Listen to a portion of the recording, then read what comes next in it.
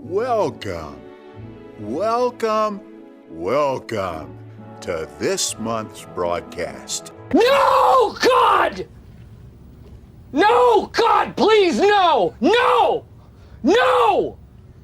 No! Obviously, there's a new JW Broadcasting episode out, the TV show that Jehovah's Witnesses produce every month, and it's led by our favorite buddy, Mr. Young Ones himself. Young ones, young ones. But now, when we say young ones, and that has indeed been evidence of Jehovah's and the governing body's love for little children. Stephen Lett. So let's see what he has to say about little children in the latest episode of JW Broadcasting. Let's get into it.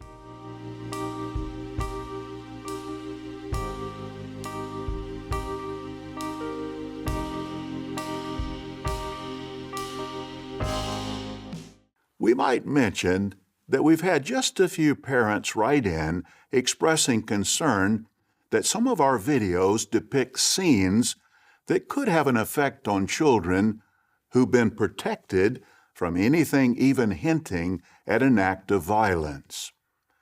We very much appreciate the concern. However, when portraying a Bible account, we cannot ignore the message Jehovah saw fit to preserve in His Word. We don't feel comfortable watering down the inspired insight that Jehovah has preserved for the benefit of true worshipers. Is it just me, or does this dude look like he's aged a little bit? Okay, I understand what he's saying here. It makes sense. They don't want to water down the message God is giving through the Bible. But let me just point out the fact that modern psychology has a lot to say about what's acceptable to expose children to and what isn't. I'd say the extremely graphic Bible accounts could probably wait until they're a little older. Don't label that one for a general audience. I'm speaking from experience here. I was straight up traumatized by some of the stuff in the Jehovah's Witnesses Book of Bible Stories from when I was a kid. This thing was actually pretty hard to find, but I did eventually find it thanks to Faith Leaks. This picture still haunts my dreams. Here's a quote from the book. So, in time, Jehovah sends the man Jehu to punish her. When Jezebel hears that Jehu is coming, she paints her eyes and tries to fix herself up to look pretty. But when Jehu comes and sees Jezebel in the window, he calls to the men in the palace, "Throw her down." The men obey, as you can see in the picture. They throw her down, and she dies. This is the end of wicked Queen Jezebel. What a horrific story to be in a kid's book. Why would they put that in there? Jesus Christ, this isn't even the worst one. Don't get me started on the foreskin story. Let's continue listening to JW Broadcasting. A scriptural precedent might be found in 2 Chronicles chapter 20, verse 13. Jehoshaphat was describing a great crowd of enemy nations that were about to launch an attack against God's people. He described the possible disaster quite graphically, referring to the possibility of death by the sword, by pestilence, or by famine. Who was he sharing this disturbing information with? 2 Chronicles chapter 20, verse 13 tells us, all those of Judah were standing before Jehovah along with their little ones, their wives, and their children. Jehovah wanted all, including the young ones, to understand what was coming. Okay, so there's a verse in the Bible that describes some really graphic and brutal stuff. And in the book, it says that brutal stuff was being described to children. See, this is how Jehovah's Witnesses operate. It's their MO. If it's in the Bible, no matter how wrong or terrible it is, or no matter how bad their interpretation is, they do it anyways. They did the same thing with blood transfusions. Misinterpreted the verse out of an abundance of caution, just in case that's what God meant by the verse about eating blood, which led to countless Jehovah's Witnesses dying from refusing the transfusions.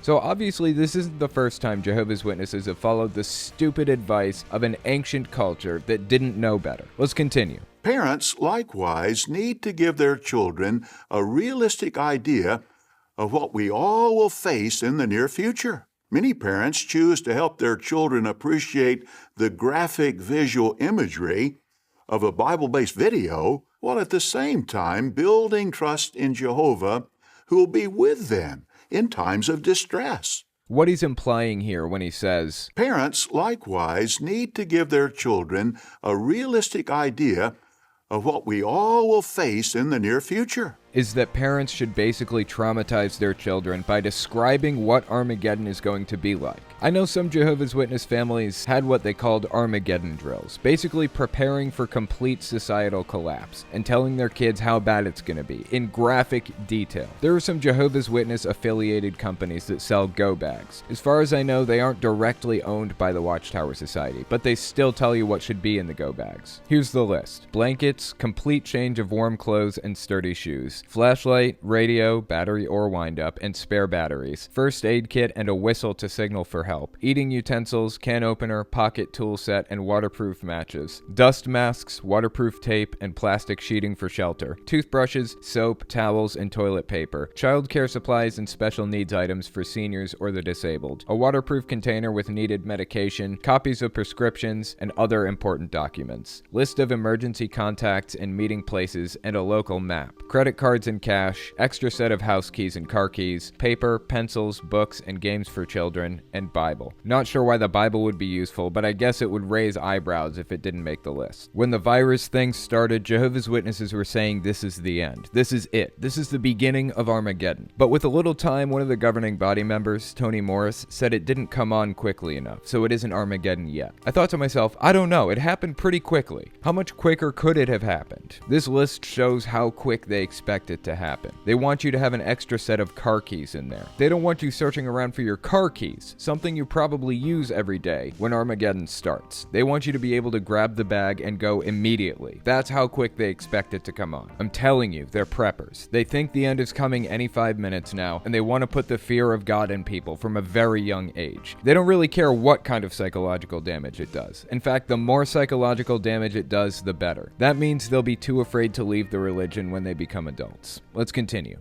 Most young ones would be perfectly happy eating ice cream, candy, cookies, and other sweets for all of their meals. What do our spiritual appetites and feeding habits reveal about us? How do we spend our free time? Do we squander voluminous hours watching television or reading material that provides little or no spiritual nutrition? Or do we make wise use of our free time to take in solid spiritual food? When we receive a new issue of the Watchtower, do we merely scan through it, looking at a few highlights, and then do something else? Do we take time to research deeper spiritual truths so as to fully understand them? Do we take time to really meditate? Pause your reading to ask questions such as, with whom could I share this information? You completely give up your identity when you join this religion. And not just this one. When you join a cult of any sort, one of the defining features is the erasure of your authentic personality. It's replaced with a cult personality. I'm no longer Owen Morgan. I'm Owen Morgan, Jehovah's Witness. It touches every part of my life. And that's how they want it. If that isn't how it is for you, then you're a bad Jehovah's Witness. I was just telling this story to somebody the other day. When I was about 12, there was a kid in my congregation who wasn't really super involved in the religion. His parents came every now and then, although they did believe it, to the death. Anyways, this kid was skipping school one day, which is definitely not something a Jehovah's Witness should be doing, because that's breaking rules and scoffing at authority. And he went swimming in a river and drowned. He was about 13. Now, whose fault was that? Was that his fault? Was that his parents' fault? No, it was an accident. There's absolutely no need to place blame on anybody. It just happened. But Jehovah's Witnesses in the congregation talk,